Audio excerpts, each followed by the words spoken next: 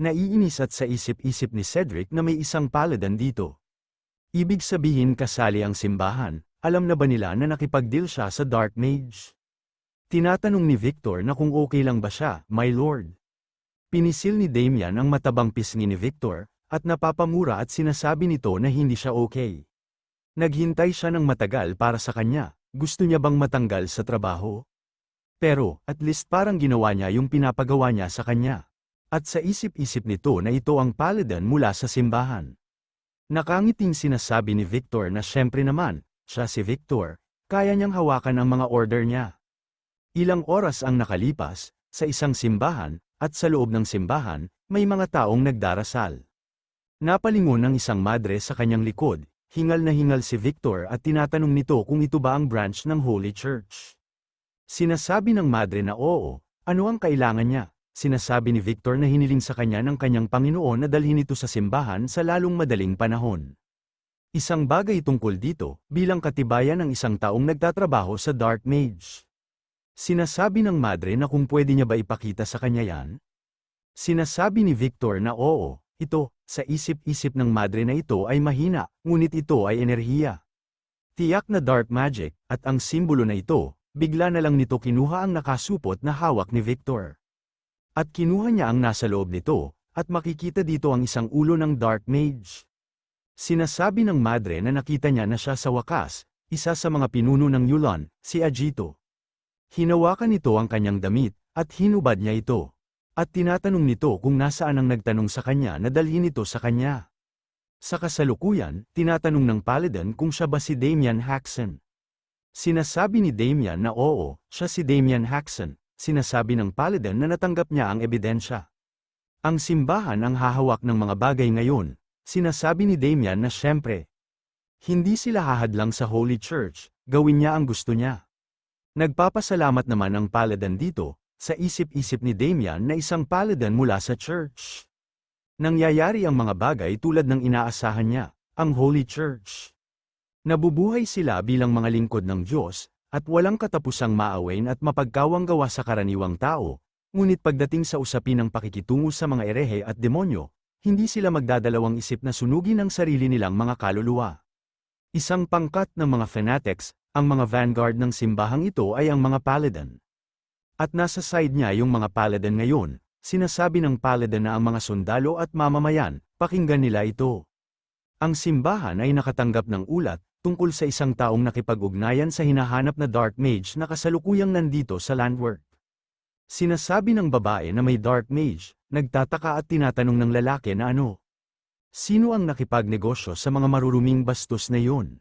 At batid pa ng paladin na habang hinuhukay nila ang mga kasangkot, ang simbahan ang mamamahala sa lungsod. Sumisigaw at sinasabi ng gobernador na ano ang ibig niyang sabihin. Ang Landwork ay isang lungsod na binigyan ng pahintulot sa self-governor ng kaharian. Ang Landwork ay isang lungsod na binigyan ng pahintulot ng sariling pamahalaan ng kaharian. Ang simbahan, mamumuno sa lungsod na ito, samantalang siya, na si Viceroy, ay nandito. Sinasabi ng paladin na Viceroy Sebastian, ang pag-uugat ng mga erehe ay kalooban ng Diyos. Ang awtoridad ng simbahan ay nangingibabaw sa mga awtoridad ng kaharian. Sinasabi ng gobernador na ang lakas ng loob niya, formal niyang ay poproteste ito sa simbahan. Biglang tumilim ang titig ng paladin at sinasabi nito na tsaka.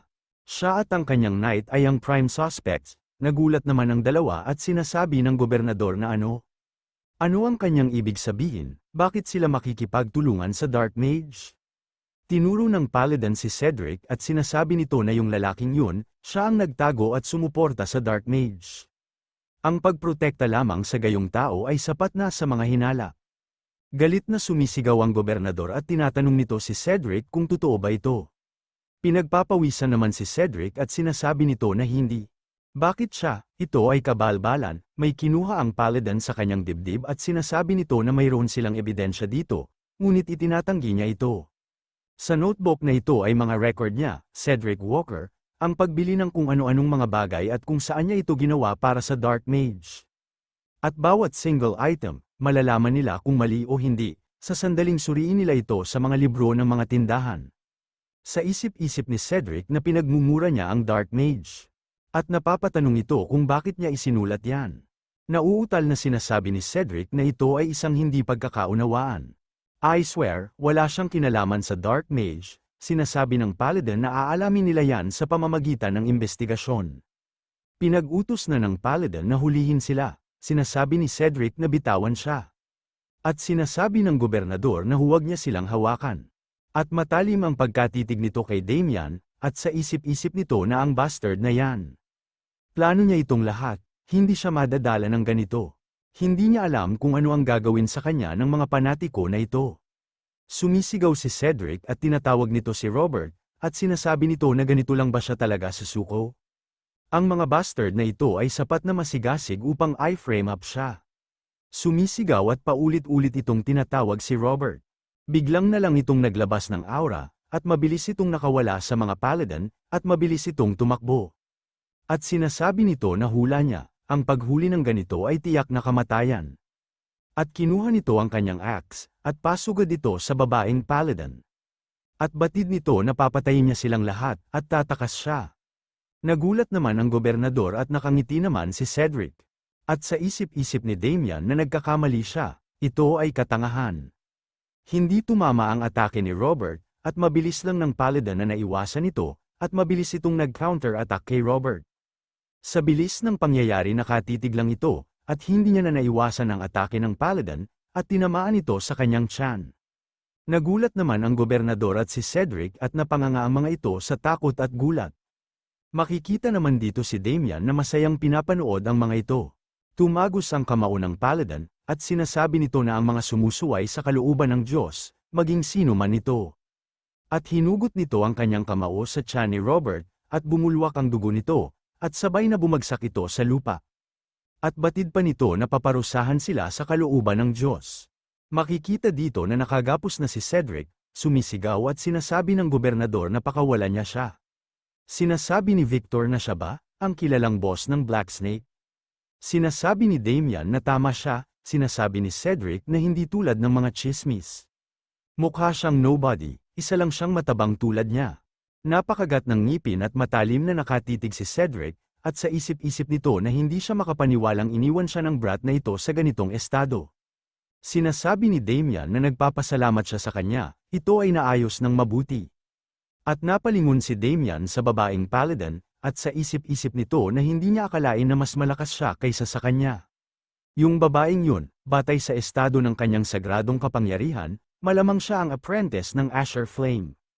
Ang Asher Flame Virgin din, ang pinakamalakas na tao sa simbahan, isa sa 5 Great Saint. Sikat siya sa pagtanggal ng maraming erehe, may tumawag ng pangalan ni Damian. At ito pala ang babaeng Paladin, at sinasabi nito na mahirap ipahayag kung gaano siya nagpapasalamat. Para sa iyong trabaho sa pagtanggal ng isang opisyal ng Yulon. Sinasabi ni Damian na ginawa niya lang kung ano ang gagawin ng sinuman. Sinasabi ng Paladin na para sa bagay na ito, tatanggapin nila ang kanyang ambag at hindi nila siya sisingilin ng kahit ano. Sinasabi ni Damian na hindi siya sigurado kung ano ang ibig sabihin niya.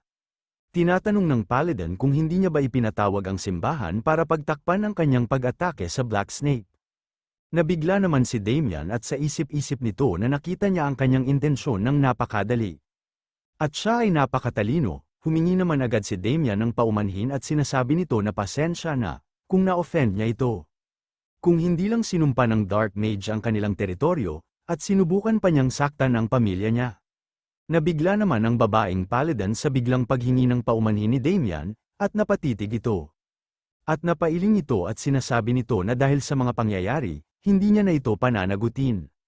At sa isip-isip nito na siya ay higit na flexible kaysa sa opinyon ng publiko, na nagbibigay sa kanya ng kredito.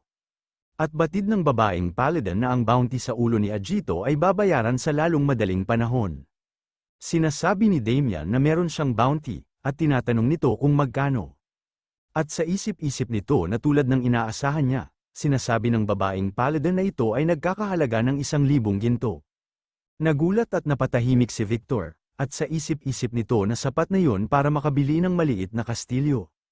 Ang swerte niya, napaisip si Damian at sa isip-isip nito na pero may gusto siyang hilingin sa simbahan. Nagsalita na si Damian at sinasabi nito na kung posible ba, na maaaring siyang makatanggap ng isang bagay maliban sa bounty? Nainis naman si Victor at sa isip-isip nito na tapos sa lahat ng perang pinasabog niya, tinatanggihan niya ito. Nagtaka naman ang babaeng Paladin at sinasabi nito na posible ito. Ano ang gusto niya? Sinasabi ni Damian na gusto niya ang isa sa mana cultivation techniques na hawak ng simbahan. Nagtataka at sinasabi ng babaeng Paladin na hindi niya maintindihan. Siya ay isang taong sapat na malakas upang lipulin ang Black Snake ng mag-isa, at sinasabi niya pa na kailangan niya ng mana cultivation technique. Sa isip-isip ni Damian na pagkatapos labanan ang Dark Mage na yun, na-realize niya talaga. Maswerte siyang nanalo, gamit ang kapangyarihan ng authority, kundi para matalo ang mas maraming kalaban sa future. Para umabot kahit sa mataas na level, kakailanganin niya talaga ang mana training techniques na ginagamit ng mga knight. Isa na mas advanced kumpara sa natutunan niya, sinasabi ni Damian na mga basic level technique lang ang natutunan niya. Hinihiling niya ito para makabisado niya ang isang bagay na mas advanced. Nagtataka at sinasabi ng babaeng Paladin na naabot niya na ang level na ito, gamit lamang ang basic cultivation techniques.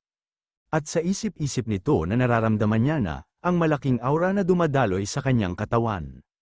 Kung totoo ang sinasabi niya, pambihira ang talent niya. Teka lang, mayroon din siyang desisyon na putulin ng isang erehe sa loob ng hesitation, marahil. Nakangiting sinasabi ng babaeng Paladin na kung ganyan, baka may mas magandang alternative. Magiging interesado ba siya? Nagtataka naman si Damian at sinasabi nito na may mas magandang alternative. Sinasabi ng babaeng Paladin na oo, sa anumang pagkakataon. Interesado ba siya maging Paladin? Napakunot naman ng mata si Damian at sinasabi nito na ayaw niya. Bumubulong at sinasabi ni Victor na tinalo niya ang isang napakalakas sa isang suntok. Pinapatahimik naman siya ni Damian, na dismaya naman ang babaeng Paladin at tinatanong nito na kung bakit naman.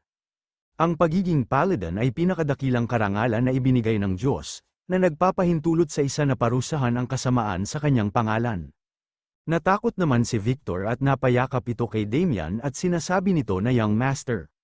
At batid ng babaeng Paladin na alam niya ba kung gaano kahirap makuha ang posisyon na yan. Sa isip-isip ni Damian na paumanhin, ngunit hindi pa siya nagkaroon ng kahit 1 gramo ng pananampalatayang panrelihiyon. At higit pa sa kahit ano, wala siyang interes na mamuhay bilang aso para sa simbahan. Hindi niya ito masabi, kaya gumawa na lang sila ng kung ano-ano. Umubo si Damian, at sinasabi nito na hindi pa siya karapat-dapat na tanggapin ang pag-ibig ng Diyos. Sa ngayon, gusto niya lang maglakbay sa mundo at sumunod sa mga bakas ng Diyos bilang mababang deboto, sa isip-isip ni Victor na young master. Sa tingin niya ba ay gagana na naman ang ganitong tahasang kasinungalingan? Biglang tumahimik ang babaeng Paladin, at bigla na lang itong lumapit kay Damian at sinasabi nito na ito ay banal na salita. Parang bumukas na naman ang tenga niya, nagulat naman si Victor at sinasabi nito na gumana ito. At batid ng babaeng Paladin na bilang hiling, magbibigay sila ng mana cultivation technique sa halip na bounty. Pero kung magbabago ang isip niya, pumunta siya sa simbahan anumang oras. Personal niya silang iwe-welcome, may isang bagay lang siyang itatanong. Tumatawa at sinasabi ni Damian na sige, at sa isip-isip nito na sorry, pero hindi yan mangyayari. Sinasabi ng babaeng Paladin na naalala niya na hindi pa pala siya nagpapakilala. Ang pangalan niya ay Agnes, siya ang unang apprentice ng Asher Flame. Sa isip-isip ni Damian na sabi niya na nga siya ang unang natanggap. At sinasabi ni Damian na isang karangalan na makilala siya, Lady Agnes. Oo nga pala. Pwede niya na bang tapusin ang negosyo niya dito? Sinasabi ni Agnes na gawin niya ang gusto niya, pero anong negosyo ang tinutukoy niya? Napalingon si Cedric, at lumapit dito si Damian sa kanya, at bigla niyang pinagmumura si Damian. Papatayin niya siya, hindi pa tapos ang sinasabi nito, at bigla na lang sinipa ni Damian ito sa tiyan, at napasok ito. Sinasabi ni Damian na ang taba ng tiyan niya, para siyang sumuntok ng unan. Galit na sinasabi ni Cedric na isa siyang piraso ng tae. At bigla na lang ulit sinipa ito ni Damian, tumalsik ito, at namamalipit sa sakit. Nagbuntong hininga si Damian at sinasabi nito na maganda na ang pakiramdam niya, mas masaya siya ngayon. Bumubulong si Victor at sinasabi nito na young master. Tapos na ba talaga ang lahat ngayon? Nakangiting sinasabi ni Damian na oo.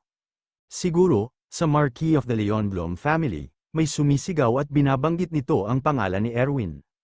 Ito pala ang Marquis of Apple Kingdom, at ito si Holland Leon Bloom. Makikita dito ang isang katulong, at isang nakabalot ng kumot. Ito pala si Erwin at takot at binabanggit nito ang pangalan ng kanyang ama. Naglakad na ito at nilapitan nito si Erwin, at tinatanong nito kung ano ang nangyari. Nauutal na sinasabi ni Erwin na ang bastard na yan, sinubukan niya siyang patayin. Hawak niya ang isang knife, hindi, isang tinidor sa kanya.